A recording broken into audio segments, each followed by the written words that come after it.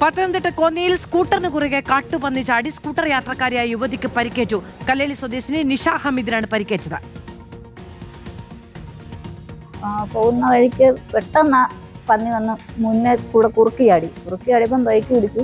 വണ്ടിക്ക് ബാലൻസ് കിട്ടാതെ കൊണ്ട് ഞാൻ പോയി അടുത്ത ഒരു വേലിയെ പോയി കയറുമായിരുന്നു. അങ്ങനെ മറിഞ്ഞു വീണു. കാലിൻ്റെ ഇതിലൊക്കെ തൊലിയൊക്കെ പോയി മുട്ട് മുറിഞ്ഞു. എൻ്റെ ചിറിയുടെ ഇവിടെ അകത്ത് ചെറിയ മുറിവുണ്ട്. ഉള്ളതാ. നിഷയുടെ പ്രതികരണമാണ് പ്രേക്ഷകർ കേട്ടത്. പ്രവീൺ പുരുഷോത്തമൻ വിവരങ്ങളുമായുണ്ട്. പ്രവീൺ, എവിടെ വെച്ചാണ് ഈ സംഭവം ഉണ്ടാകുന്നത്? മാധു, കോന്നി അരുവാപ്പുലം ഗ്രാമപഞ്ചായത്തിന് മുൻവശത്തുള്ള റോഡിൽ കൂടി ഈ യുവതി സഞ്ചരിക്കുകയായിരുന്നു.